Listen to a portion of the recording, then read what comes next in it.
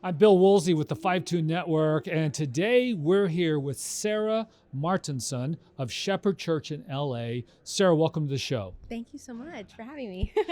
So, Sarah, tell us a little bit about yourself, what you do, what your role you have at Shepherd Church, but also tell us about the church and why you're at a missions conference in the first place.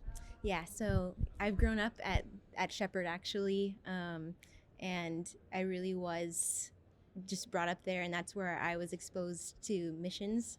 And then so after working, I worked there on a different team, and then I just growing up, I was asked, just express interest in missions, and we offered a lot of classes such as perspectives and Kairos and things like that.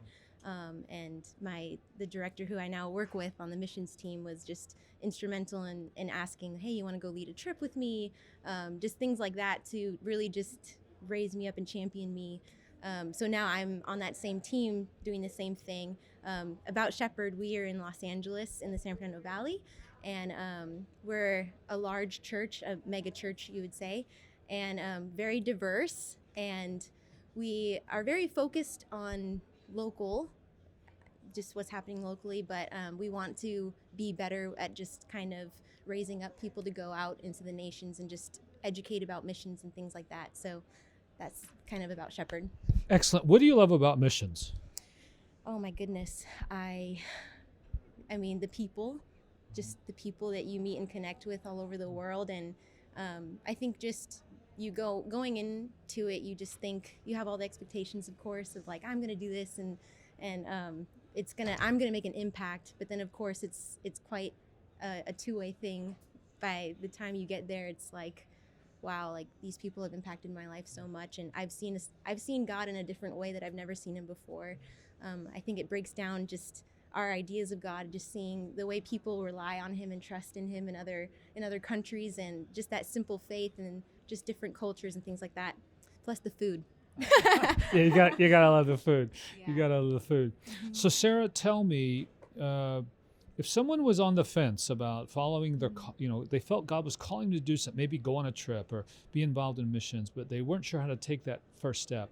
What would you say would be some words of encouragement, or what have you seen helps a person take the leap?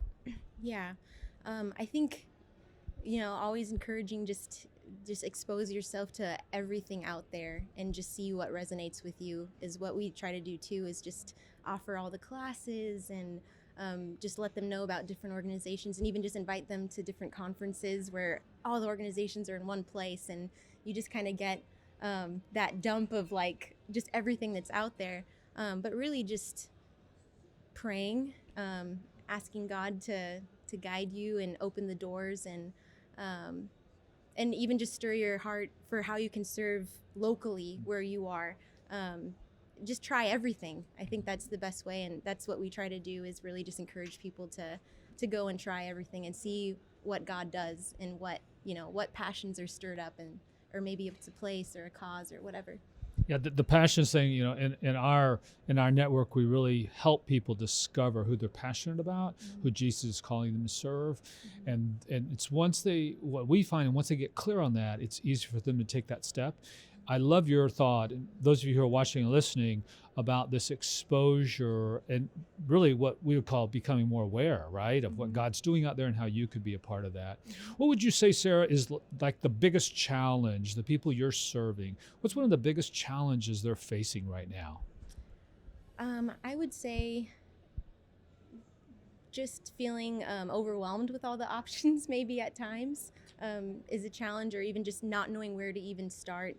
And I think just as an American, I think it's just in our culture to just be so secure and just want stability, and it's hard to step out of your comfort zone. So I think that's a lot, and you just see the things ahead of you, like, oh, where am I gonna get the money, or things like that, as just a huge hill that you can't climb, and it's impossible. But it's like, if only you knew like what God would do, and if there is a passion or something in your heart that he's put there, he's gonna give you what you need to get there. And it's really his thing, Amen. Yeah. We could not say that more. In our network, we're based on the feeding of the 5,000. Jesus fed the crowd with a resource from the crowd. The disciples didn't have to have the resource. Yeah. And I love your comment there on if it's this passion God's put in your heart, He's going to provide those resources. Yeah. Don't fret over that right now. We get that all the time. Where's the money going to come from? Yeah. But that's perfect. So Sarah, tell me, if somebody wanted to get in touch with you, learn more about the missions at your church, where would they? How do they find out? What do they need to do? Yes, I would say we have like a page at our church where it's just like there's different. What's the I'm sorry. yeah. Just tell me how do I shepherdchurch.com. shepherdchurch.com. Yeah, and there's in the outreach area there's just different ministries that are there, and I'm actually thinking, is my contact information there? But if you want to email me, it's smartenson@shepherdchurch.com, SMARTENSON@shepherdchurch.com. That's excellent. So especially if you're in the LA area, you're looking for a church to call home, and you're curious about missions, you want to reach out to Sarah Martenson at shepherdchurch.com. Perfect. Thank you all for listening, watching, and Sarah, thank you so much for being here today. Thank you for having me.